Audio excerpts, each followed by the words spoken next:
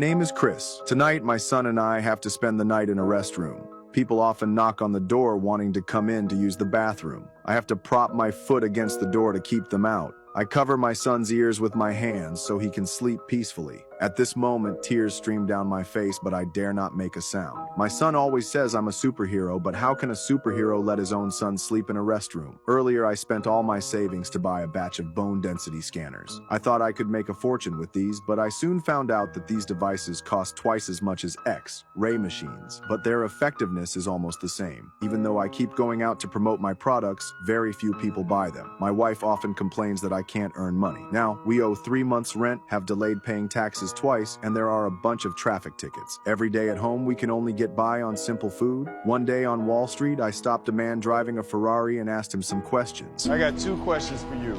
What do you do and how do you do it? I'm a stockbroker. Stockbroker? Oh, had to go to college to be a stockbroker, huh? You don't have to. Have to be good with numbers and good with people.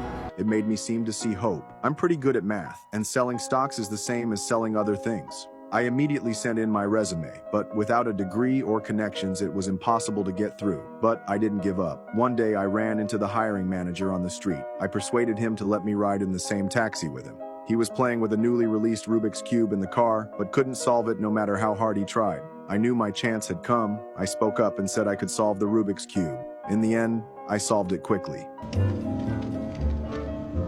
He looked at me with disbelief. I knew I had finally taken the first step. After he got off the taxi, I found he hadn't paid the fare. I didn't have enough money on me to cover it, so I had to wait for the right moment to run away. The driver kept chasing after me, but luckily I got on the subway and lost him. But my machine got stuck outside. That's a month's living expenses for the whole family. At night, my wife called me, saying she wanted a divorce and to take the child with her. I didn't know if I was crying at that moment. I held back my sobs and told her the child had to stay with me. When I got home, the landlord came and told me to get out. I begged the landlord for more time and offered to paint his house for him. That made the landlord reluctantly agree. That night, I received a call. It was from that hiring manager, telling me to go for an interview the day after tomorrow. Oh my God.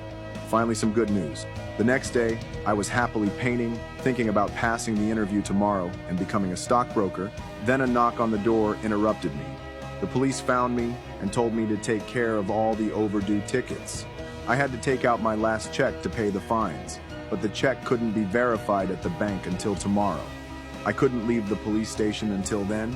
The next morning, I was released. The interview time was approaching. There was no time to go home and change clothes, so I had to go to the interview in these paint-splattered clothes. When I arrived at the company for the interview, they were very displeased with my appearance.